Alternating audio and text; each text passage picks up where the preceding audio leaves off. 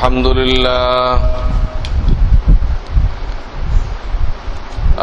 لله نحمده ونستعينه ونستغفره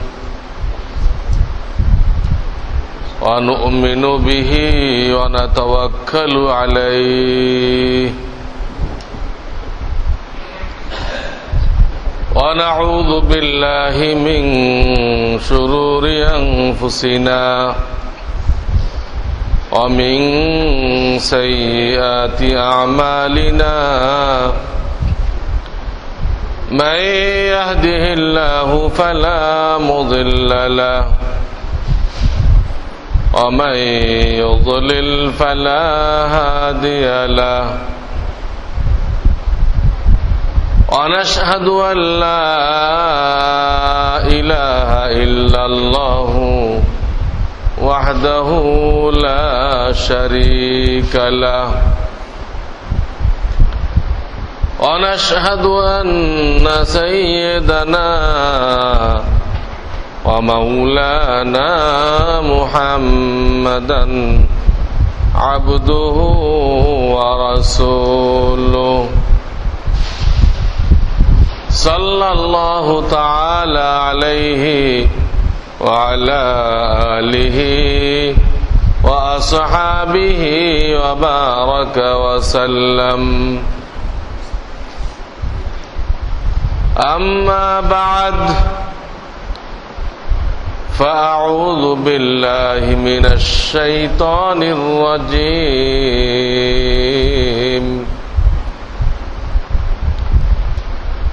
بسم الله الرحمن الرحيم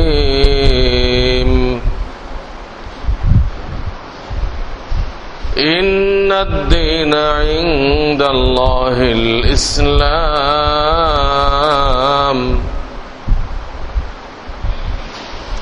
وقال تعالى ودوا لو تكفرون كما كفروا فتكونوا سواء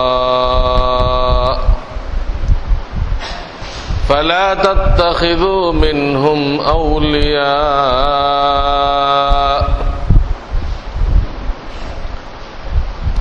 وقال رسول الله صلى الله عليه وسلم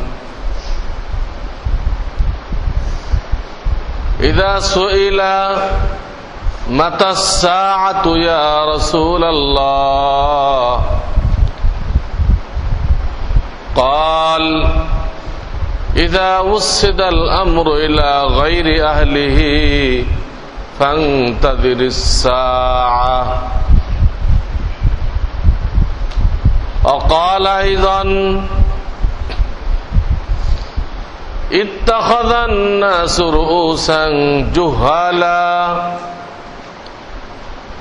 فسئلوا فأفتوا بغير علم فضلوا وأضلوا أو كما قال رسول الله صلى الله عليه وسلم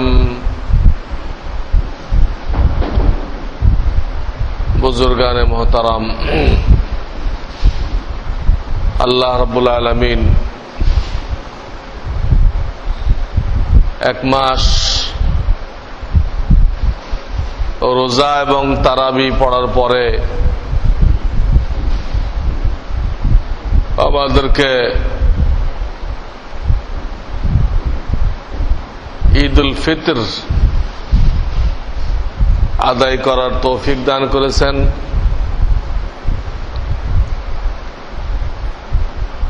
এবং মাগফিরাত ঘোষণা করে ঈদ উল ফিতরের দিন রোজাদারদের জন্য সাধারণ ক্ষমা ঘোষণা করেছেন।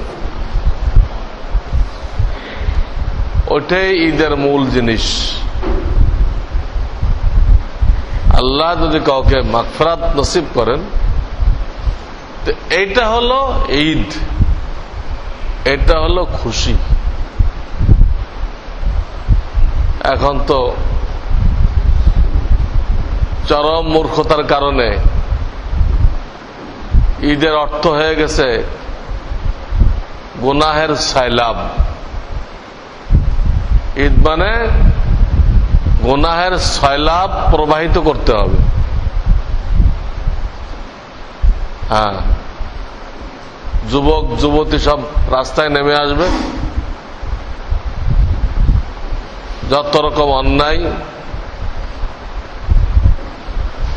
এগুলো করবে। এই হলো ঈদ। অথচ নবী আলাইহিস সালাম যে লোকগুলো তৈরি করে গেছিলেন, নবী আলাইহিস সালাম যে লোকগুলো তৈরি করে গেছিলেন, সাহাবায়ে কেরাম রাদিয়াল্লাহু তাআলা আনহু আজমাইন, তাদের সম্পর্কে বলে গেছেন, আসহাবি কান্নুজুম বিআইহিম ইক্তাদাইতুম ইহতাদাইতুম। আমি যে সাহাবী তৈরি করে গেলাম, এরা তোমাদের জন্য নক্ষত্র সমতুল্য। তোমরা এদের যে কোনো একজনকে অনুসরণ করবে, তোমরা হেদায়েত পেয়ে যাবে। এবং যেখানে নিজেকে মাপকাঠি হিসেবে ঘোষণা করেছেন আল্লাহ রসুল, সেখানে নিজের সাথে সাহাবায়ে কেরাম রাদিয়াল্লাহু তাআলা আনহু আজমাইন তাদেরও ঘোষণা করেছেন একই সাথে।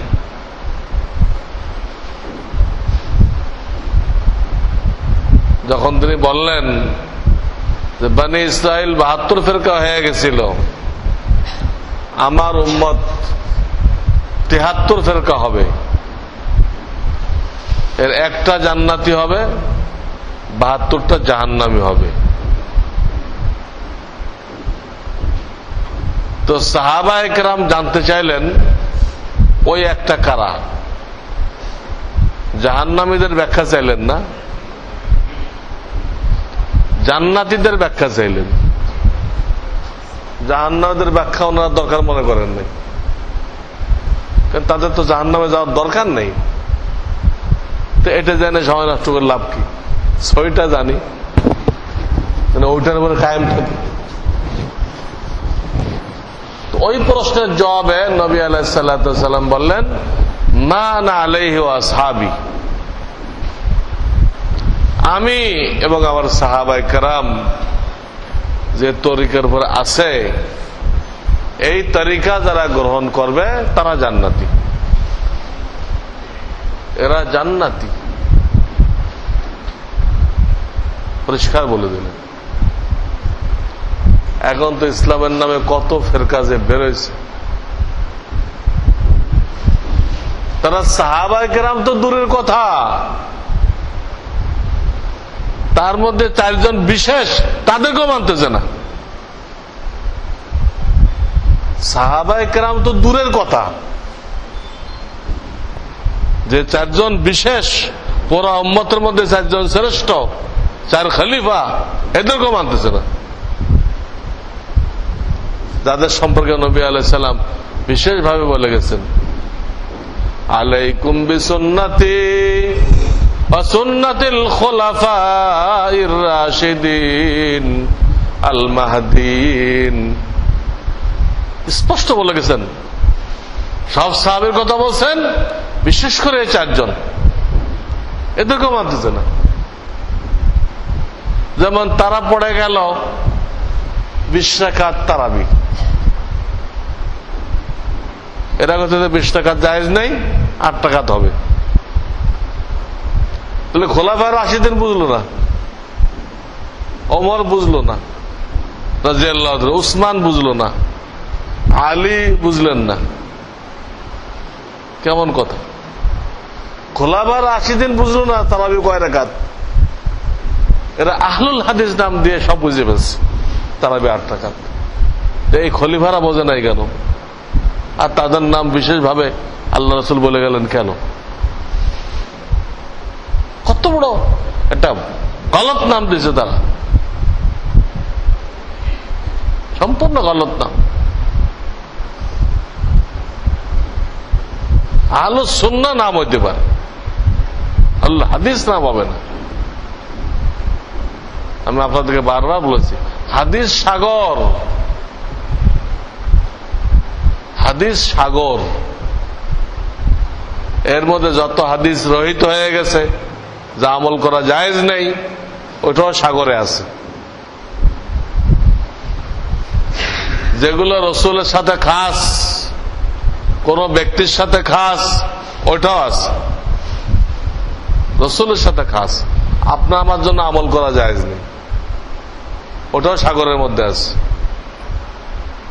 হাদিসটা সাগর।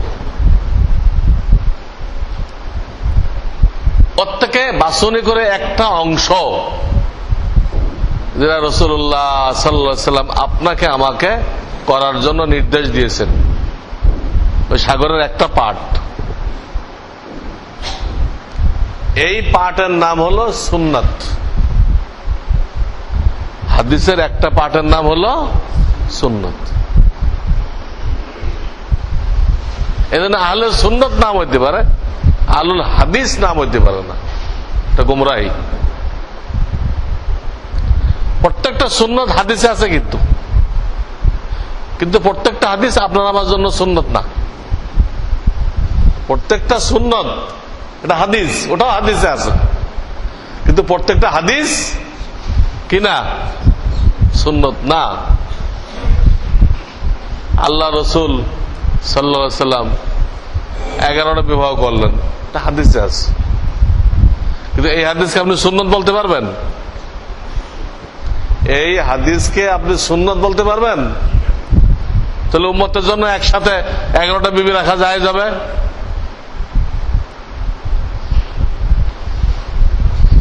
হযরত আলী রাদিয়াল্লাহু তাআলা আনহু, তার জন্য হুকুম নাযিল হলো ইনি কোন জরুরতে গোসল ফরজ হওয়া অবস্থায় যদি মসজিদে ঢোকে তো ওনার জন্য ইজাজত আছে। আলী সম্পর্কে নাযিল হয়েছে, এটা ওনার জন্য কাজ। আপনি আমল করলে আপনার জায়েজ হবে? এটা গোসল ফরজ, এটা মসজিদে ঢোকা হারাম, কিন্তু হাদিসে তো আছে। হয়তো আলীকে আল্লাহ রসুল আল্লাহর ফয়সালা শোনাই দিয়েছেন। বহু কথা আছে যার উপরে আমল করা আপনার আমার জন্য জায়েজ নেই।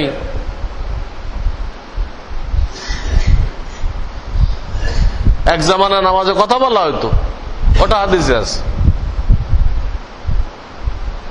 কিন্তু এখন জায়েজ হবে? ওটা হাদিস, কিন্তু যেহেতু রহিত হয়ে গেছে তা সুন্নাত বলা যাবে না। এরকম হাজারো কথা আছে যেটা এখন আমল করা জায়েজ নেই। এই জন্য হাদিসের ভান্ডার থেকে একটা পাঠ যেটা শেষ পর্যন্ত টিকে ছিল, রহিত হয় নাই, ওই পাঠটা হলো সুন্নাত। এর জন্য আমি বারবার আপনাদেরকে বলে থাকি যে আপনারা নিজেরা সরাসরি হাদিসের কিতাবের অনুবাদ পড়তে যাবেন না, কারণ ওইখানে লেখা নেই যে কোনটা রহিত হয়ে গেছে, কি হয়েছে, খালি হাদিস তর্জমা করে দিচ্ছে। ওটা পড়ে গুমরাহ হয়ে যাবেন, আচ্ছা আলেমদের উপর আপত্তি করবেন যে হাদিস তো এরকম আছে, তাহলে হুজুরা করে না কেন? হাদিসে এরকম আছে, হাদিস নেবেন। হ্যাঁ, বিভিন্ন যুদ্ধে সাহাবায়ে কেরাম গাধার গোশত পাক করলেন, আরে হুজুরা এখন এরা জায়েজ বলে না কেন? এই যে সাহাবায়ে কেরাম খাইলেন অমুক যুদ্ধে, কিন্তু আর এক হাদিসে যে আছে এটা হয়ে গেছে, নিষেধ করা হয়েছে, হারাম হয়ে গেছে, ওটা আপনার খবর নেই, আর এক জায়গায় আছে। আপনি একখান হাদিস পেয়ে এসে আপত্তি করে দিলেন। হাদিসে পাইবেন হুজুরে বারবার হাত তুলছেন, হ্যাঁ রে হুজুরা করেন না কেন? তো বুখারীতে আছে, কিন্তু আর এক হাদিসে আছে হুজুর এক মসজিদে যায় ধমকাইলেন, তোমরা ঘোড়ার লেজের মতো হাত খালি এরকম করো কেন? একবার করবা। ঘোড়ার লেজ কিন্তু স্থির রাখতে পারে না, খালি লড়াইতেই থাকে। ঘোড়ার লেজের মধ্যে হাত খালি এরকম করতে থাকো কেন? চুপচাপ নামাজ পড়ো। খুব রাগ করে। তা আপনি এক বুখারিতে পাইলেন হাত তুলছিল, আর সে আলেম দফারে আপত্তি করে দেওয়ারে এনারা বুখারি পড়ে নাই, এনারা 15-16 বছর পড়ছেন, আর আপনি একটা অনুবাদ দেখে আপত্তি করতেছেন। অল্প বিদ্যা ভয়ঙ্কর। এই জন্য আহলুল হাদিস যারা নাম দিছে তওবা করা উচিত। এটা গলত নাম, হাদিস নাম দিলা। আর সাহাবায়ে কেরামের সাথে, খোলাফায়ে রাশিদিনের সাথে ঝগড়া করতেছে তোমরা। ওনারা বোঝে নাই তারাবি কয় রাকাত, ওনারা বোঝে নাই। হয়তো ওমরে ফারুক ফতোয়া দিলেন 3 তালাকে 3 তালাক পড়বে, আর এই নামধারী আহলুল হাদিস এরা কইতেছে 3 তালাকে 1 তালাক পড়বে। কিন্তু খোলাফায়ে রাশিদিনকে মানলে না। ওমরে ফারুকের মতো যার সম্পর্কে বলা হয়েছে, তো পুরা উম্মতের এলেম যদি এক পাল্লা রাখা হয়, আর ওমরে ফারুকের এলেম যদি আর এক পাল্লা রাখা হয়, তো ওমরে ফারুকের পাল্লা ভারী হয়ে যাবে। এবং আল্লাহ রাসূল কথা বলছেন, আমার পরে যদি নবী আসার কোন রাস্তা থাকতো, আমি যদি খাতামুন নবীন না হইতাম, তাই ওমর নবী হইতো। তিনি 3 তালাকের ফতোয়া দিলেন। আরে তথাকথিত হাদিস মাননেওয়ালারা কইতেছে 3 তালাকে 1 তালাক। এই করে সারা জীবন জিনা ব্যভিচার এই করতেছে, আর হারামজাদা তৈরি করতেছে। সাহাবায়ে কেরামের সাথে বিদ্বেষ রাখার পরিণতি কি? সারা জীবন জিনা করলো, ছেলে পেলেগুলো হারামজাদা বানাইলো, আর উনি হাদিস মাননেওয়ালা। আর আমরা সব বেকুব, আমাদের এই নাম দেয় না, আমরা হলো বেকুব, আর উনি হলো হাদিস মাননেওয়ালা। উনি ইসলামের গণ্ডির মধ্যে আছে কিনা ওনার এই খবর নেই। যাই হোক, জনসাধারণের জন্য হাদিসের অনুবাদ পড়া গুমরাহির কারণ। এই যারা এগুলো করে, বিভিন্ন অফিসের কর্মকর্তা, সবগুলো দেখেন গুমরাহ হয়ে গেছে। কর্মকর্তারা নিজেকে বড় বড় পণ্ডিত মনে করে। আমি এত বড় পদে যখন আসি, আমি কি ইসলাম কম বুঝি নাকি? আমার কারো কাছে জিজ্ঞেস করতে হবে কেন? আমি হাদিস পড়ে পড়ে সব ফয়সালা করে দেবো, আমি ইন্টারনেট দেখে দেখে সব ফয়সালা করে দেবো। কি ফয়সালা করছো? নিজেও গুমরাহ হয়েছ, মানুষও গুমরাহ করছো।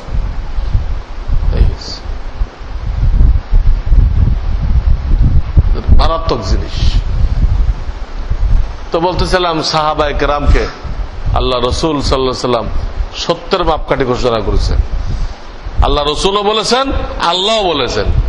আল্লাহ কোরআনে বলছেন, মুহাম্মাদুর রাসূলুল্লাহ আল্লাযীনা মাআহু আশিদ্দাউ আলাল কুফফার। এখানে দেখেন, শুধু মুহাম্মাদুর রাসূলুল্লাহ বলে নাই, মুহাম্মাদুর রাসূলুল্লাহ ওয়াল্লাযীনা মাআহু। এর রাসূলকে উল্লেখ করতেছেন, সেই সাথে যোগ করে দিয়েছেন ওয়াল্লাযীনা মাআহু, আমার রাসূলের সাথে যারা আছে, অর্থাৎ সাহাবায়ে কেরাম, তারাও সত্যের মাপকাঠি, তোমাদের জন্য অনুসরণযোগ্য। আর কিছু বেকুব বোঝে না, তারা বলে যে অমুক সাহাবীর দ্বারা ভুল হয়েছিল, তাহলে কেমনে অনুসরণযোগ্য হলো? এই 100 লক্ষ সাহাবায়ে কেরামের মধ্যে 2-3 জনের দ্বারা ভুল হয়েছে, বিশেষ হিকমতের কারণে। বিশেষ হিকমতের কারণে এটা হয়েছে। হিকমতটা হলে এই, অনেক হিকমত, একটা হিকমত হলে এই যে নবী আলাইহিস সালাম শুধু থিওরিটিক্যাল তালিমের জন্য আসেন নাই, তিনি প্র্যাকটিক্যাল তালিমও দিবেন। প্র্যাকটিক্যাল। এখন ইসলামে যে দণ্ডবিধি আছে, এগুলো তো দেখাইতে হবে আমল করে, এই অন্যায় করলে এইভাবে শাস্তি প্রয়োগ করতে হবে। তো এইটা উনি কার উপর দেখাবেন? রসুলের হায়াতে যে রসুলকে দেখছে এমন কেউ কি তাবি হবে? রসুল হায়াতে আছে, ওনাকে দেখতেছে ইমানের সাথে, এরকম কেউ কি তাবি হবে?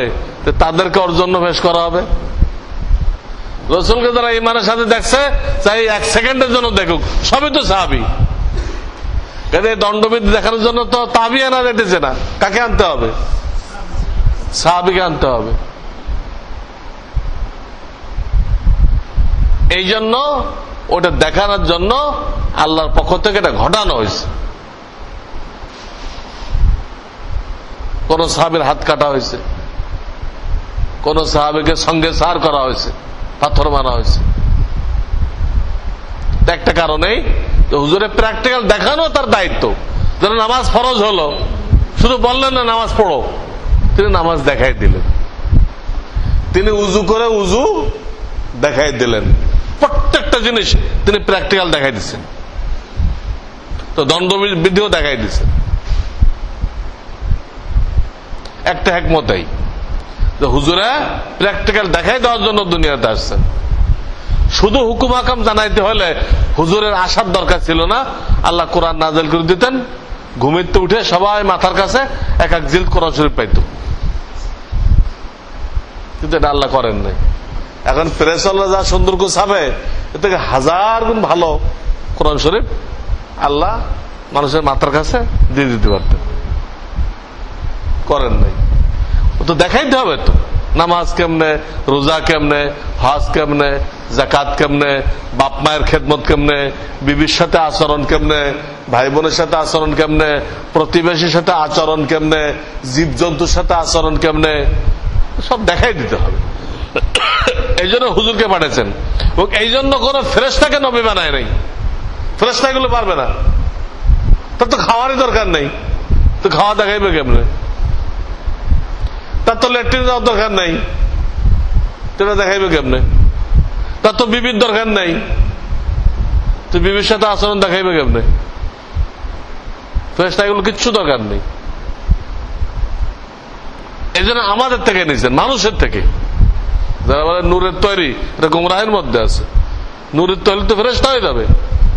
ফেরেশতার বিবির দরকার নেই, ফেরেশতার খানার দরকার নেই। নূরের তৈরি তো আপনি বলেন, তো ওনাকে ফেরেশতার কাতারে নিয়ে গেলেন। কোন ফেরেশতাকে আল্লাহ রসুল বানান নাই। তো ইমান বিধ্বংসী কথা। ইহুদিরা বহু দল তৈরি করে দিচ্ছে এই ধরনের কথাগুলো প্রচার করার জন্য, মুমিনকে বেঈমান বানানোর জন্য। নূরের তৈরি তাও আর বলে কি জাতি নূরের তৈরি, মানে আল্লাহ শরীর থেকে এক টুকরা কেটে রসুলকে বানাইছে, জাতি নূরে অর্থ। তাহলে আল্লাহ নূরের হয়ে গেল। আল্লাহ নূরের এটা কই পাইলেন? আল্লাহ যে নূরের কোন আয়াতে আছে, কোন হাদিসে আছে? আল্লাহ কিসের কেউ জানে না, কোন মানুষ জানে না। এটা আল্লাহ কোথাও বলেন না, এটা আল্লাহ জানেন। হাদিস এতটুকু পাওয়া যায়, আল্লাহ তাআলা নিজেকে হাজার হাজার বেষ্টনীর মধ্যে রেখেছেন, বেষ্টনীর মধ্যে, যাতে তার তাজাল্লির কারণে আমরা জ্বলে পড়ে না যাই। ওখানে আছে ওই পর্দাগুলো নূরের। তিনি যে বেষ্টনীর মধ্যে নিজেকে রেখেছেন, সেই বেষ্টনীগুলো কিসের? হাদিস হিজাবুহু নূর। হিজাবুহু, হিজাব মানে ওই বেষ্টনী, পর্দা। তো এইটা নূরের। তা আল্লাহ নূরের কেমনে হলো? তো সেখান থেকে এক টুকরা দিয়ে রসুলকে বানাইল, নাউযুবিল্লাহি মিন যালিক। তো 2-4 জন সাহাবীর দ্বারা যে ভুল হয়েছে, একটা হিকমত তো এই যে হুজুরে প্র্যাকটিক্যাল দেখাই দিবেন। এর আর একটা হিকমত আছে, সেটা হলো এই, আমাদের দ্বারাও তো ভুল হবে। বললাম আমরা তো ভুলের ঘাটতি, ভুলের সমষ্টি। আমাদের জিন্দেগি হলো ভুলের সমষ্টি। এখন ভুল হয়ে গেলে কি করতে হবে? এর কোন নমুনা দরকার আছে কিনা? তো 2-4 জন সাহাবীকে দিয়ে আল্লাহ ভুল করাইছেন, পরবর্তী লোকদেরকে একটা নমুনা দেখানোর জন্য যে ভুল হলে কি করতে হয়। ভুল তো ভুলই, ওটা আল্লাহ হারাম ঘোষণা করছেন। ওটা যেই করুক, সাহাবী করলো তো যায় যাবে না, ওই ব্যাপারে অনুসরণ করতে বলে নাই। আল্লাহ কোরআনে বা হাদিসে হারাম ঘোষণা করছেন, এগুলো যে কেউ করুক এটা অনুসরণযোগ্য না। তাহলে হ্যাঁ, উদ্দেশ্য হলো এটা যে তাদের দ্বারাও দু একটা ভুল হয়েছে। ভুল হওয়ার পরে তাদের অবস্থা কি হয়েছিল, মানসিক অবস্থা কি হয়েছিল, তারা কি পরিমাণ পেরেশান হয়েছিল, কি পরিমাণ বেচাইন হয়েছিল, তাদের আর খানা খাওয়া সম্ভবপর হয়নি। খানাতে কোনো মজা পায় নাই, কোনো কিছুতে মজা পায় নাই। চলে আসছে নবী আলাইহিস সালামের দরবারে, অথচ কেউ দেখাও নাই। এই অন্যায় অবস্থায় কেউ দেখাও নাই, তাই তো ধরা পড়ে আসতো। ধরা পড়ে নাই তো, নিজে আসছে। ধরা পড়ে নাই, নিজে আসছে।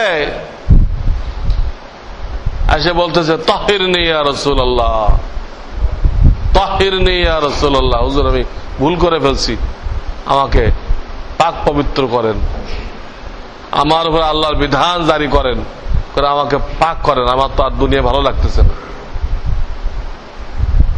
এত প্রেশান হয়ে গেছে।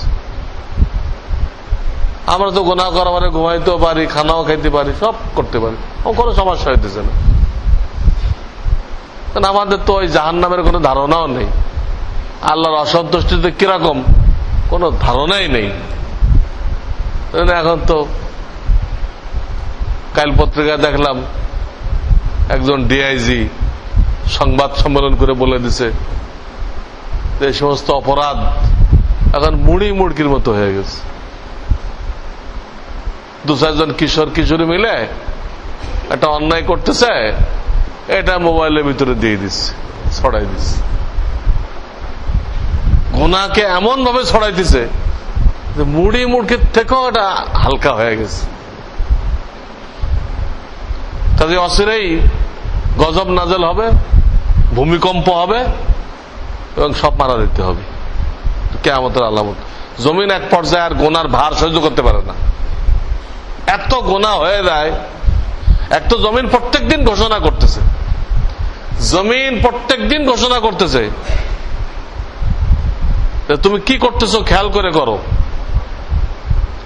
তোমাকে এক সময় আমার পেটে আসতে হবে, তখন সৎ পথে থাকলে আমার মায়া তুমি দেখতে পাইবা, আর যদি আল্লাহর নাফরমানি করো তো আমার গুসা, রাগ, আমার পেছনি কিরকম পিছতে পারি আমি, এটাও তুমি দেখতে পাইবা। হাদিস আছে জমিন প্রত্যেকদিন ঘোষণা করতেছে এবং আল্লাহ রসুল এটা জানাই দিচ্ছেন। সেই জমিনের উপরে মুসলমানের বাচ্চারা এই পরিমাণ গুনাহ করতেছে,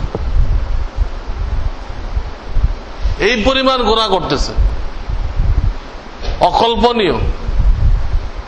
আমি তো বহুদিন ধরে বলতে আছি যে এই জাতিকে নেশার মধ্যে এমন মগ্ন করা হয়েছে বা হইতেছে যে আর কিছুদিন পরে যদি এ দেশকেও নিয়ে যায় প্রতিবাদ করার কেউ থাকবে না। ইসলামকে নিষিদ্ধ করা হয়, যে দেশে কেউ ইসলাম মানতে পারবে না, তো প্রতিবাদ করার কেউ থাকবে না। কেন? ওই নেশাগ্রস্ত হওয়ার কারণে তারা অন্য জিনিস নিয়ে মত্ত থাকবে। মানুষ যখন নেশাগ্রস্ত হয় তখন সে নেশার পরবর্তী যে জিনিসগুলো, জেনা, ব্যভিচার ইত্যাদি, এইগুলোতে মত্ত থাকে। তার দেশকে নিয়ে গেল, তার ধর্মকে নিয়ে গেল, এইটা তার দিমাগে ঢোকে না। তো ইসলামের দুশ্মনরা ধাপে ধাপে এই কাজগুলো করতেছে, এই জাতিকে নেশাগ্রস্ত করতেছে এবং অতি সহজে এটা বাংলাদেশে পৌঁছানোর জন্য সব কারখানাগুলো বর্ডারে করা হয়েছে। এখন আগে তো বর্ডারে পৌঁছাইতো একটা পয়সা লাগতো, এই পয়সাটা বাঁচানোর জন্য এখন এই নেশার কারখানাগুলো সব বর্ডারে বর্ডারে করা হয়েছে, খালি তৈরি করতেছে আর এই পাশে দিয়ে দিচ্ছে। তো ওই ডিআইজি মোখলেসুর রহমান সাহেব বলতেছে যে আগে তো পুলিশরা ধরতো এই নেশার বস্তুগুলো, এখন ওগুলো তারাই খাইতেছে। আর ধরে ধরে না সব আনতে দেয়, কিছু হয়তো ওদের দিতে হয়। পুলিশ নিজেই খাইতেছে, ডাক্তার সাহেবরা খাইতেছে, সবাই খাইতেছে। আর স্কুল কলেজ যুবক যুবতী তো এতো আর বলার বাইরে। এগুলো তো সব লন্ডন আমেরিকা হয়ে গেছে, ফ্রি সেক্স এটা হয়ে গেছে। বাংলাদেশ আর বলেন এটা লন্ডন আমেরিকার কলোনি। এই হলো আমাদের স্কুল কলেজে পড়ুয়া ছেলে মেয়েদের অবস্থা। গোনাকে গোনাই মনে করতেছে না, যা ইচ্ছা তাই করতেছে, যা ইচ্ছা তাই করতেছে। আর এদেরকে উদ্ধার করার জন্য জায়গায় জায়গায় এই কাফেররা মেরে স্টপ বানাই দিচ্ছে, জায়গায় জায়গায়। সমস্যা হলে আসো, আমরা সব ক্লিয়ার করে দিচ্ছি। আমরা বুঝি না, আমরা মনে করি আমাদের স্বাস্থ্য রক্ষা করার জন্য সিটি কর্পোরেশন এগুলো বানাই দিচ্ছে। আপনার স্বাস্থ্য জিনাকারীদেরকে বাঁচানোর জন্য। আমি আরো 20 বছর আগে বলছি, যখন রাস্তাঘাট খুব তৈরি হইতেছিল এরশাদ সাহেবের আমলে, তো জেনে রাখেন এই রাস্তা আপনার জন্য তৈরি হইতেছে না। ভবিষ্যতে যারা এদেশ দখল করতে চায় কাফেররা, তাদের চলার সুবিধার জন্য এই রাস্তা তৈরি হইতেছে।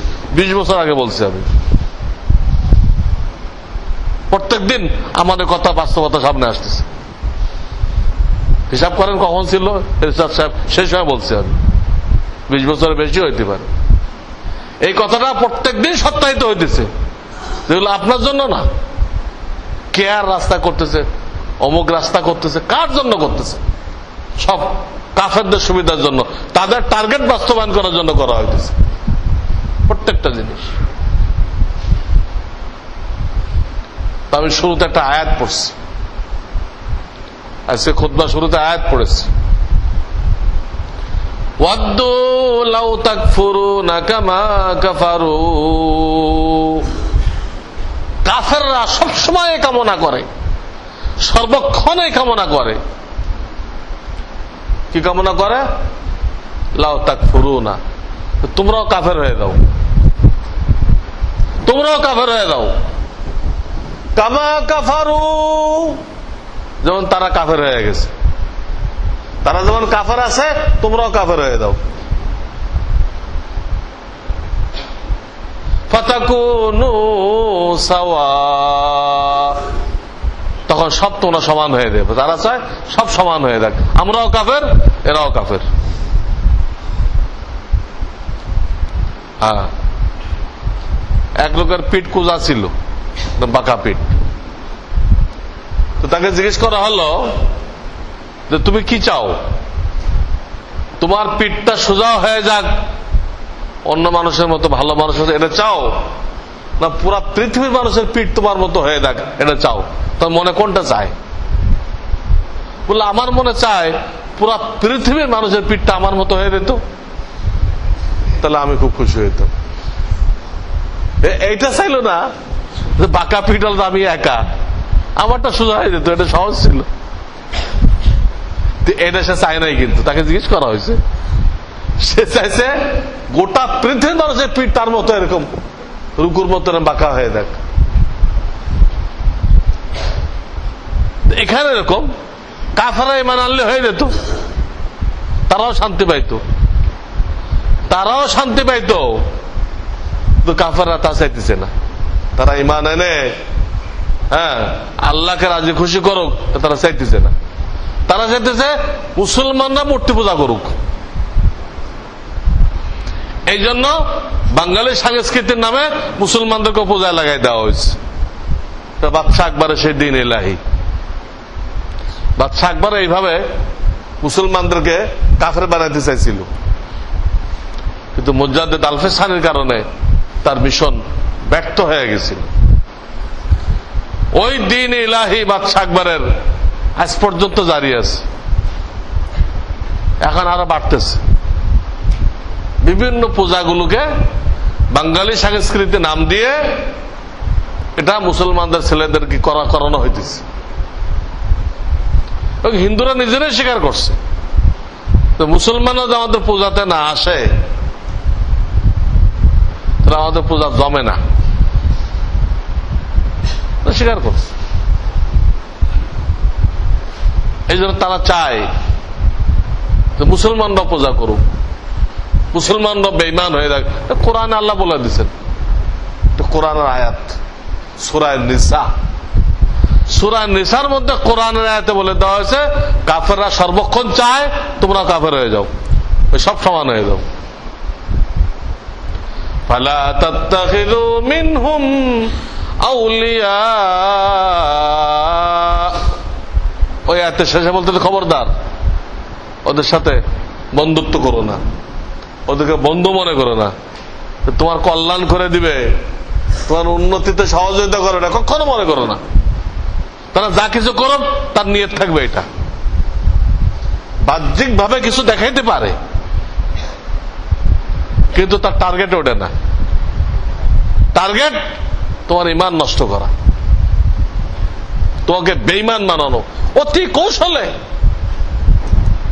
এটা কি হলো? অতি কৌশলে মুসলমানদেরকে বেঈমান বানানো প্রত্যেকটা কাফেরের টার্গেট, এটা কোরআন বলে দিচ্ছে। এই জন্য সূরা ফাতিহার শেষ আয়াতে এই কথাটা বলা হয়েছে, গায়রিল মাগযুবি আলাইহিম ওয়ালাদ-দাল্লিন।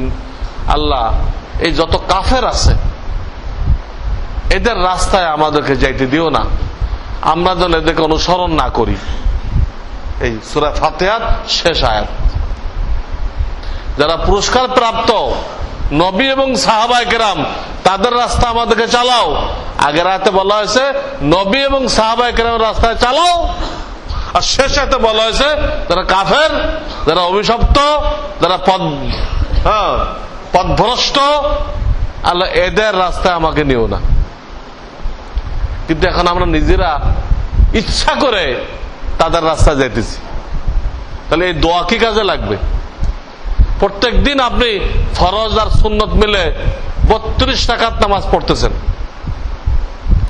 আর 32 বার আপনি বলতেছেন যে আল্লাহ এই কাফেরদের রাস্তায়, ইহুদ, খ্রিস্টান, হিন্দু যত কাফের আছে, জৈন, বৌদ্ধ, এদের রাস্তা আমাকে যাইতে দিও না। খুব দোয়া করতেছেন। আবার নিজে হিন্দুদের পূজা যাইতেছেন,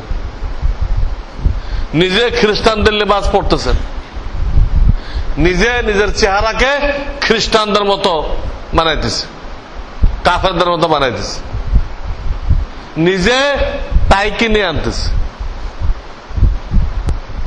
খ্রিস্টানদের প্রতীক। তারা যে ক্রুশ ব্যবহার করে এই ক্রুশের প্রতীক নিজে কিনতেছেন। তা আপনি দোয়া করলেন কোনটা আর করলেন কোনটা?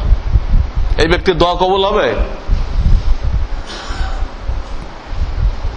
এই ব্যক্তির দোয়া কবুল হবে? মুখে করতে তো ওদের রাস্তা যাইতে দেও না, আর সে খুশি খুশি খুশি খুশি ওইগুলো গ্রহণ করতেছে।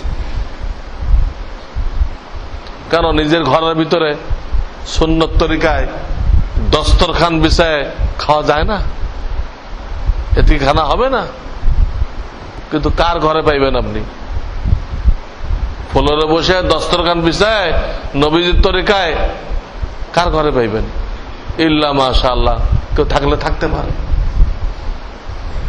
খ্রিস্টানদের অন্ধ অনুকরণ করতে করতে আমরা এই পর্যায়ে গেছি। আল্লাহ রাসূল বলেছেন তোমরা এক সময় দিন ধর্ম থেকে এত দূরে যাইবা আর কাফেরদের এত অনুসরণ করবা। ওখানে আসছে জিরান ফি জিরাইন শিবরান ফি শিবরিন, এক এক হাতের মধ্যে তাদেরকে অনুসরণ করবা। এক এক হাতের অর্ধেক হলো বিঘাত, এক এক বিঘাত মাপ দিয়ে তার মধ্যে অনুসরণ করবা। যে এখানটাও ছুটে গেল কেনা, কাফেরদের অনুসরণ ছুটে গেল কেনা, ওটা মেলাবে মাপ দিয়ে দিয়ে। যেমন তাই ওরা কত ঝোলাইছে, আমারটা ঠিক আছে কিনা, উপরে উঠে গেল না নিচে নেমে গেল। ওরা টাকনুর কত নিচে দেয়, প্যান্ট কত নিচে ঝোলায়, আমারটা সেই পরিমাণ ঝুলছে কিনা, মাপ দিয়ে করতেছে না। এটা কইছে জিরান ফি জিরাইন শিবরান ফি শিবরিন। এই হলো মুসলমান। এই মুসলমানকে রক্ষা করার জন্য আল্লাহ যে ঘোষণাগুলো দিছে, তোমাদেরকে রাজত্ব দিব, তোমাদেরকে সম্মান দিব, তোমাদেরকে মজাদার জিন্দেগি দিব, দুনিয়াতে অনেকগুলো ওয়াদা আছে মুসলমানের জন্য, কাফেরদের বিরুদ্ধে তোমাদেরকে জয়ী করব। এখন আমরা যে মুসলমান হয়েছি, এইরকম মুসলমানের জন্য আল্লাহর কোনো ঘোষণা নেই। এটা হলো বাস্তব বাঘ, আর হলো আপনি বিরাট একটা বাঘ এখানে আঁকায় রাখলেন ওয়ালের মধ্যে।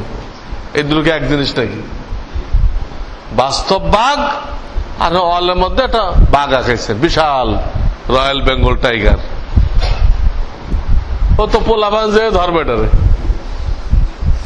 এরা তো ভয় পাবে না। আর বাস্তব বাঘ যদি একটা আসে এইখানে যে তাকায়, তো মসজিদ 1 মিনিটে খালি হয়ে যাবে। 1 মিনিট লাগবে না, সব গ্লাস গ্লাস ভেঙে আহত নিহত হয়ে মসজিদ খালি হয়ে যাবে। মানে বাস্তব আর সবই দুই জিনিস। আমরা তো বাস্তব মুসলমান হইতেছি না। কারণ কাফেররা তাদের লোকদেরকে ভৎসনা করার জন্য আমাদেরকে দিয়ে উদাহরণ পেশ করে। কাফেররা তাদের লোকদেরকে ভৎসনা করার জন্য আমাদেরকে দিয়ে উদাহরণ পেশ করে। আমি শোনাইছিলাম আপনাদেরকে, মনে হয় এক খ্রিস্টান ওই পাওনা পরিশোধ করতে টাল বাহানা করতেছিল, মুসলমানের সাথে লেনদেন হয়েছিল, পাওনা পরিশোধ করতেছিল না। তো কে বা কাহারা ওই মুসলমানকে বুদ্ধি দিছে, তুই পাত্রীকে বলে দে, এটা দেখবি এক মুহূর্তে উসুল হয়ে গেছে। তো পাত্রীকে বলে দিছে, ওই এলাকার যে পোপ ছিল ওই খ্রিস্টানে ডাকছে, কি তুই কি মুসলমান হয়ে গেছ নাকি? কেন কেন কি বলে জানা, আমরা জানি না, স্যার বলে না কি বলে, কেন স্যার বলে, এই যে তুই আরেকজনের পাওনা টাকা দিচ্ছি না, এগুলো তো মুসলমানরা করে, তা আমরা করি না। এগুলো এই ধরনের দুর্নীতি তো মুসলমানদের কাজ, তা আমরা করি না। তো আমরা যা বলি তাই তাড়াতাড়ি দিয়ে দেয়, আমাদের ধর্মের বদনাম হইতেছে, ও তাড়াতাড়ি দিয়ে দিচ্ছে। তো আমাদের চরিত্র নামতে নামতে এই জায়গায় নামছে, যেমন কাফেররা ভৎসনা করার জন্য, তিরস্কার করার জন্য আমাদেরকে পেশ করতেছে। এখন বলেন, এই মুসলমানদেরকে দিয়ে ইসলামের কি খেদমত হবে? তার দায়িত্ব ছিল নবীজির সুন্নাত তুমি আমল করো আর দুনিয়ার মানুষকে শিক্ষা দাও, কারণ এর থেকে উন্নত তরিকা কেউ দেখাইতে পারবে না। তুমি যখন ইসলাম পেশ করবা, সবার মাথা নত হয়ে যাবে। এই আদর্শ কারো কাছে নেই, তোমার কাছে আদর্শ আছে, কারো কাছে নেই, এটা পেশ করো। তাদের গণতন্ত্র টিকতেছে না দুনিয়াতে, গণতন্ত্রের নামে যেখানে দেখতেছেন স্বৈরতন্ত্র, কোথাও গণতন্ত্র নেই। এটা থাকতেও পারে না, এটা বাতিল জিনিস, থাকতেও পারে না। এটা একটা এমনি একটা শব্দ, অর্থহীন, অর্থহীন শব্দ। এখন তারা লজ্জা ঢাকবে কোথায়? তাদের কোনো কিছু যে টিকতেছে না, এই জন্য তারা মুসলমানদের উপর আঘাত আনে এবং তাদের সমস্ত মিডিয়াগুলো খালি মুসলমানদের দোষ চর্চা করে, মুসলমানদেরকে সন্ত্রাসী হিসেবে চিহ্নিত করে, জঙ্গি হিসেবে চিহ্নিত করে, যাতে তাদের লোকেরা ইসলামের দিকে না ঝুঁকে। ইসলামের আদর্শ এত সুন্দর, কিন্তু আমরা এটা মুখে বললে কেউ কবুল করবে না, কাজে দেখাইতে হবে। সাহাবায়ে কেরাম মুখে বলে প্রচার করে নাই, কাজে দেখাইছে। তো দলে দলে মানুষ মুসলমান হয়ে গেছে। সাহাবায়ে কেরাম রাদিয়াল্লাহু তাআলা আজমাইন বিভিন্ন দেশে গেছে তো ব্যবসায়ী স্রোতে, যাতে হুকুমতের পক্ষ থেকে বাধা না আসে, ব্যবসা করতে গেছে। কিন্তু তাদের ব্যবসার ধরন দেখে মানুষ মুসলমান হয়ে গেছে। ধরন দেখে এই আখলাক যদি উন্নত করা যায় তখন যে দাওয়াত হয় সাংঘাতিক। খাজা মহিউদ্দিন চিশতি রহমতুল্লাহ আলাইহি গেলেন দিল্লি থেকে আজমির। এই যে হাজার হাজার হিন্দু মুসলমান হয়ে গেল, ওনার নামাজ দেখে, ওনার উজু দেখে হয়ে গেল। উনি এত হাজার লোকের তো দাওয়াত দেওয়ার টাইম পাইতেন না এটুক যাওয়ার মধ্যে, তো দেখে দেখে হাজার হাজার লোক মুসলমান হয়ে গেছে। আর আমাদের দেখে দেখে যারা ইসলাম কবুল করতে চাইছিল ওরা পিছিয়ে গেছে। আরে বাবা, এর থেকে তো আমি ভালো আছি, এই যে মুসলমান দেখা যেতেছে, এই মুসলমান থেকে আমি ভালো আছি। এই অবস্থা। চতুর্দিক দিয়ে আমাদের ধ্বংসের পায়তারা করা হইতেছে, আর আমরাও সেটা গ্রহণ করতেছি। যে যেদিক দিয়ে সুবিধা দিচ্ছে আমরা এটা গ্রহণ করতেছি। এটা আমাদের কাছে আমাদের ধর্মের এলেম নেই, আমাদের ধর্মের উপরে আমাদের আমল নেই। আমরা যদি দিনের দাওয়াত দেনাওয়ালা হইতাম তো দায়ীকে কেউ দাওয়াত দেয় না। যে দায়ী অন্যকে দাওয়াত দেয় তাকে কেউ দাওয়াত দেয় না। আচ্ছা, চুপ করে বসে থাকে তাকে সবাই মিলে দাওয়াত দেয়, তুমি আমার দলে আসো, তুমি আমার দলে আসো। কিন্তু যে একটা পার্টির ক্যানভাস করতেছে যে এই পার্টির এই ফজিলাত, এই পার্টির মধ্যে লাভ, ওরা কিন্তু আর কেউ দাওয়াত দেবে না। তা আপনি ইসলামের দাওয়াত লাগান, আপনাকে কেউ দাওয়াত দেবে না। আপনি চুপ করে বসে থাকেন, সবাই আপনাকে দাওয়াত দেবে।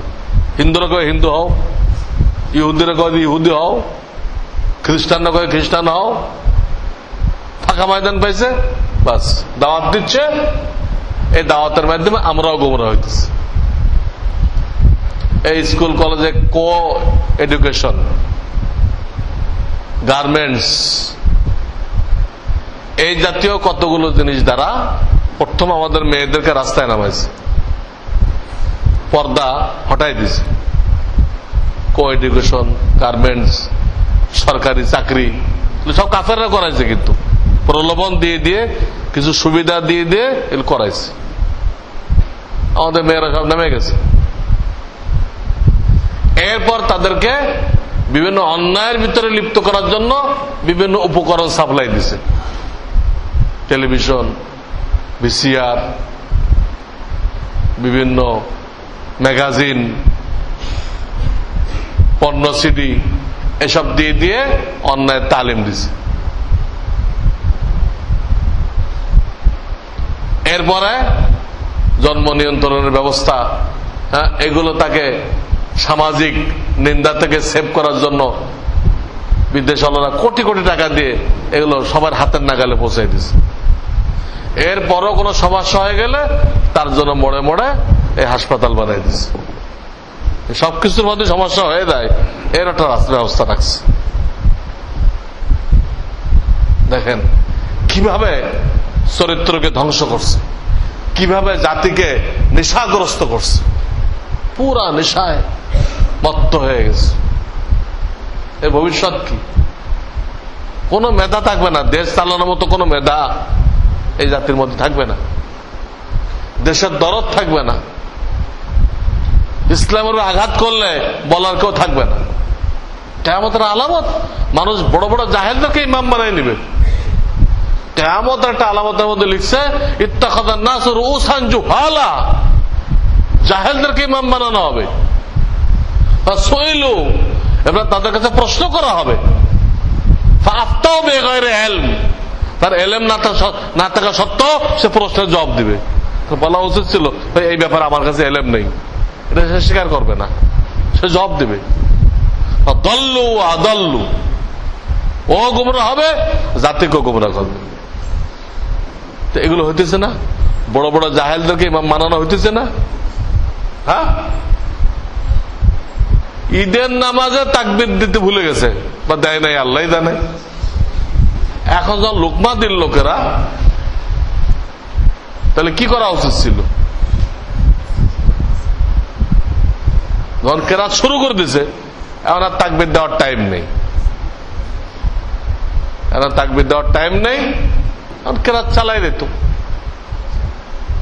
চালাই দেয়, ছোট জামাত হলে সসিজদা করা যেত, বড় জামাত হলে সসিজদা মাপ হয়ে যায়। অনেক মুসাল্লি, অনেক তালা, উনিও তো সসিজদা যাবে, ওরা সালাম ফিরে বয়ে থাকবে।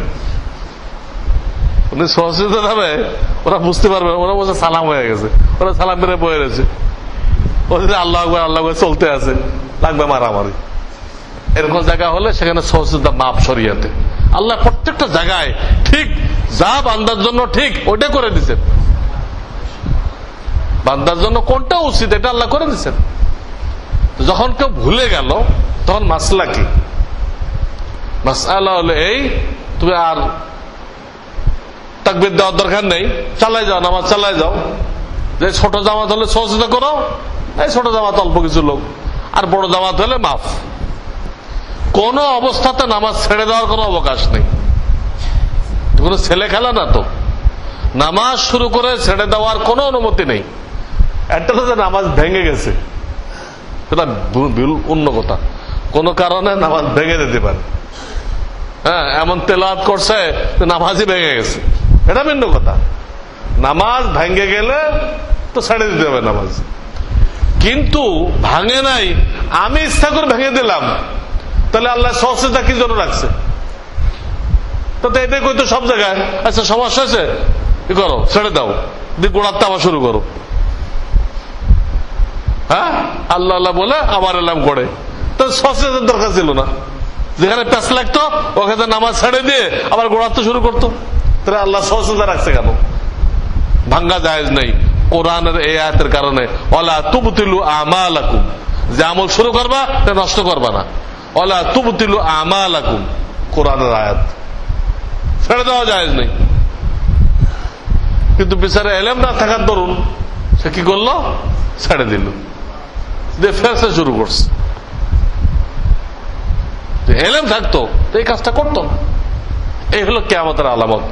মানুষ জাহেলদেরকে ইমাম বানাবে, মানে তার কাছ থেকে ফতোয়া নিবে, সেও ফতোয়া দিবে, দিয়ে সব গোমরা হয়ে যাবে। এই হলো কিয়ামতের আলামত, চতুর্দিক দিয়ে কিয়ামতের আলামত। আর এক ভাই কাল শোনালো কোন বিরাট এক সংস্থা আসছে, আর সে স্বাস্থ্য মন্ত্রণালয় থেকে পারমিশন নিচ্ছে দেশ দেশের লোকদেরকে সমকামিতা শিখাইবে। এর জন্য অলরেডি কোটি কোটি টাকা স্কিম বানায় লোকেরা অফিস করে বসে গেছে, এবং তাদেরকে পারমিশনও দেওয়া হয়েছে। সংসদে হয়তো পাশ করতে সাহস করবে না, এত তাড়াতাড়ি পাশ করতে গেলে হ্যাঁ মুসলমানরা খেপে যাবে। পুরাটা নেশাগ্রস্ত হলে তখন হয়তো করাইবে, পুরা মুসলমান যখন নেশায় মগ্ন হয়ে যাবে তখন এক ফাঁকে পাশ করাই নেবে। তো দেখেন আমরা যাদেরকে ভোট দিয়ে বসাই কি ধরনের অনুমতি দেয়। আর একদিন পত্রিকা দেখলাম সরকারের চিনির মিলে নাকি মানে লস যাইতেছে। চিনির মিলে লস যাওয়ার কারণে যারা ওটার দায়িত্বে আছে তারা এখন ওখানে মদ তৈরি করতেছে। চিনিতে লস যাওয়াতে ওটা পোষানোর জন্য কি করতেছে, মদগুলো কোথায় বেচবে? এদেশে তো বেচবে। তো এমনি এরা মরতেছে আর এক দেশের হ্যাঁ ফেন্সিডিল খেয়ে, সেখানে চীনের কলগুলোতে মদ তৈরি করতেছে। তো প্রত্যেক পত্রিকার প্রথম পৃষ্ঠা আসছে এটা। তাহলে কাদেরকে বসানো হয়েছে? মুসলমানদের দেশে এগুলো চালানোর জন্য। এবং কেউ প্রতিবাদ করছে বলে আমি তো দেখলাম না কোনো পত্রিকায়। তোমাদের চিনি বানাইতে বলা হয়েছে, মদ বানাইতে কে কইছে? লাভ হোক লস হোক সরকার বুঝুক। কিভাবে জাতিকে ধ্বংস করা হইতে? চিনির কারখানায় মদ বানানো হবে লস ঠেকানোর জন্য, আবার এদিক দিয়ে সরকারের টাকা নিয়ে এদেরকে পারমিশন দিয়ে দিল। এইগুলো ইহুদিরা রিসার্চ করে কি কোন কোন পাপে মুসলমানরা ধ্বংস হবে, হাদিসে কি আছে। আমরা যে পরিমাণ কোরআন হাদিস রিসার্চ করি তার থেকে ইহুদিরা বেশি করে। ওই পাপগুলো কিভাবে মুসলমানদের মধ্যে চালু করা যায় যে মুসলমানদেরকে আল্লাহর গজবে ফেলা যায়, ওইটা তারা খুঁজে খুঁজে বের করে পয়লা কিন্তু ওটা বলে না, অনেক দূরত্ব ওটা টার্গেট করে, তোরা আস্তে আস্তে আস্তে আস্তে ওখানে নিয়ে আসে, আস্তে আস্তে ওখানে নিয়ে আসে। যেমন আফগানিস্তানে মাঝখানে কমিউনিজম কায়েম হয়ে গেছিল, তো কেমনে কায়েম হয়েছিল? কমিউনিজম কায়েম হওয়ার অন্তত 50 বছর আগের থেকে রাশিয়া ওখান থেকে স্কুলের ছাত্রদেরকে নিয়ে গেছে, এই কথা বলে যে আমি উচ্চ শিক্ষার জন্য প্রতি বছর তোমার দেশের থেকে 10,000 ছাত্র নিব। তো ওরাও খুশি, বিনা পয়সায় আমাদেরকে নিয়ে যাবে, নিয়ে আমাদেরকে উচ্চ শিক্ষিত করে দেবে। আরে তারা তো খুশিতে নাচছে। ওই ছেলেগুলো ওখানে পড়ে আসছে, ওদের মাথার মধ্যে কমিউনিজম ঢুকাই দিচ্ছে, যেটা বিশ্বে একমাত্র কামিয়াবির জিনিস ছিল কমিউনিজম। তখন তো কমিউনিজমের খুব চর্চা ছিল। ওরা প্রত্যেক বছর এত ছাত্র গেছে, এরা পড়ে আসছে, এরা পড়ে এসে এদেশে কমিউনিস্ট পার্টি অফিস বানাইছে, কমিউনিজমের দাওয়াত দিছে, দাওয়াত দিতে দিতে এক সময় ওরা ক্ষমতা চলে গেছে, রাশিয়ার আন্ডারে চলে গেছে। এখন যখন মুসলমানের বাধা দিছে, তো ওরা রাশিয়াকে দাওয়াত দিয়ে ঢুকাই দিছে। কমিউনিস্টরা ক্ষমতা দেওয়ার পরে যখন মুসলমানদের পক্ষ থেকে বাধা পাইছে, তাকে দাওয়াত দিছে কারে? রাশিয়াকে। রাশিয়া আসে সাহায্য করতে।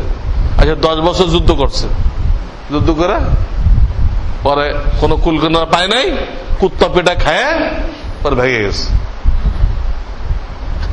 এখন ওখানে ঢুকছে আর একজন, হ্যাঁ, একজনের পেটাই বের করছে, ঢুকছে আর একজন, তারাও খুব পেটা খাইতে আছে। কিন্তু এই খবরগুলো আমাদেরকে জানানো হয় না। খুব পেটা খাইতে আছে, কিন্তু আমাদেরকে জানানো হয় না। তাহলে কাফেরদের মনোবল ভেঙে দেবে। মুসলমান যদি মুসলমান হয়, কোন কাফের তাদেরকে কন্ট্রোল করতে পারবে না, তাদেরকে তাবেদার বানাইতে পারবে না। ওখানে ওমরে ফারুকের জামানায় ইসলাম ঢুকছে, সুন্নি মুসলমান, শিয়া না। শিয়া তো আজীব জিনিস, তারা বুখারীর বিরুদ্ধে 8টা বুখারী খাড়া করছে, প্যারালাল ইসলাম। এবং তাদের আকীদা কি, শিয়াদের আকীদা কি, বিশ্বাস কি? রাসূলের ইন্তেকালের সাথে সাথে সমস্ত সাহাবায়ে কেরাম বেঈমান হয়ে গেছে, মুরতাদ হয়ে গেছে। খালি হযরত আলী, হাসান, হুসাইন, আম্মার, এই কজন খালি মুরতাদ হয় নাই, বেঈমান হয় নাই। আলী, হাসান, হুসাইন, আম্মার, আর সব সাহাবায়ে নাকি মুরতাদ হয়ে গেছে, বেঈমান হয়ে গেছে। হয় এটা হয়? বলেন তো কিভাবে বেঈমান হয়ে গেল?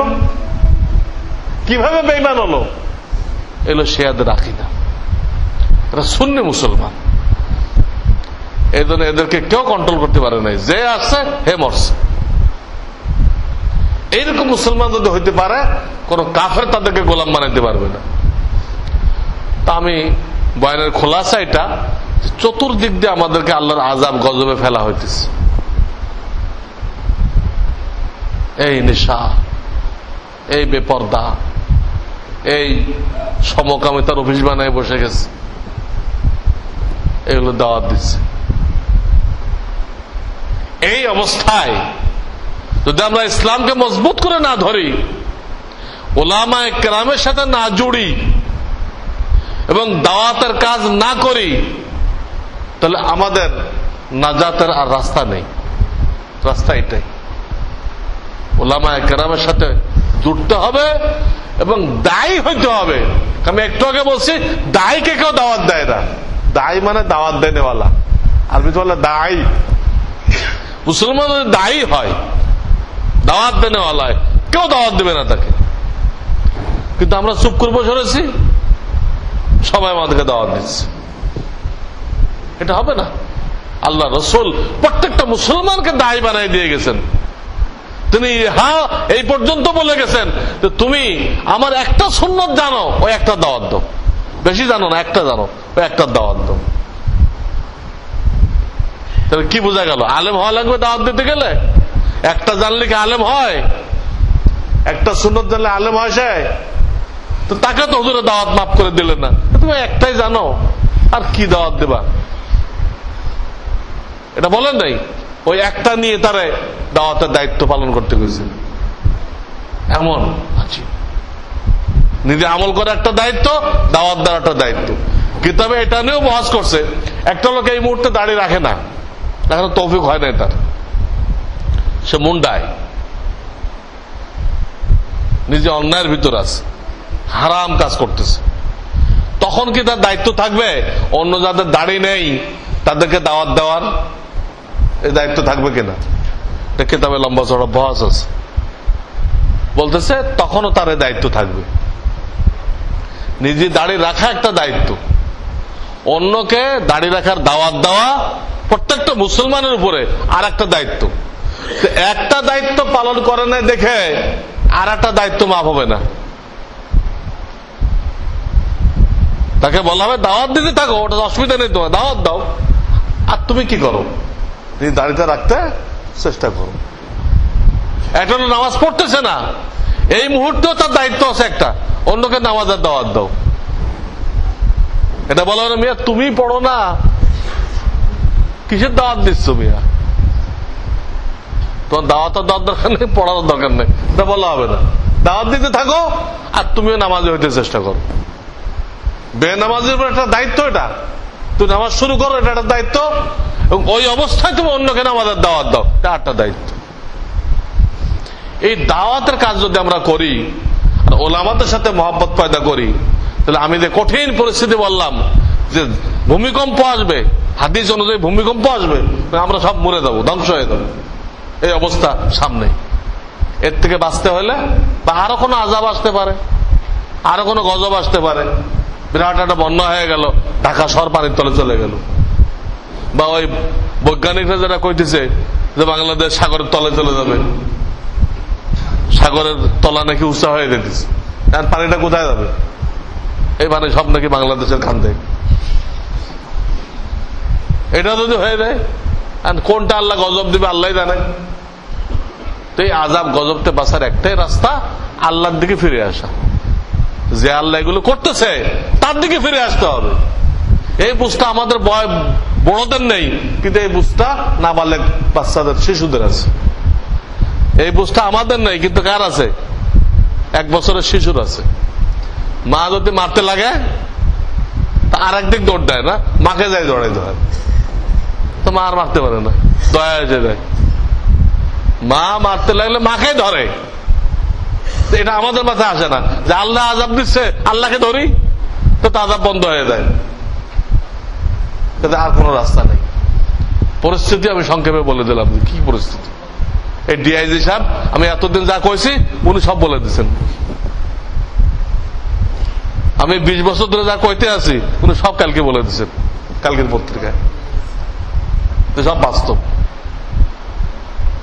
উনি বলছে এগুলো আমাদের নিয়ন্ত্রণের বাইরে, কেউ নিয়ন্ত্রণ করতে পারবে না, এটাও বলে দিচ্ছে। নিয়ন্ত্রণের উপায় হলো আমাদেরকে আমাদের ধর্ম মানা, কোরআন সুন্নাহ মানা। পুলিশেরা নিয়ন্ত্রণ করতে পারবে না। ঘরের ভিতরে অপকর্ম করতেছে, এখানে পুলিশ ঢুকবে কেমনে, আর পুলিশ জানবে কেমনে? ঠিকই কইছে বিচারা। এই জন্য আমাদেরকে আল্লাহ আযাব গজবতে বাঁচতে হলে ইসলামের রশ্মিকে মজবুত করে ধরতে হবে। আল্লাহ আমাদেরকে তৌফিক দান করুন। ওয়া আখিরু দাওয়ানা আনিল হামদুলিল্লাহি রাব্বিল আলামিন।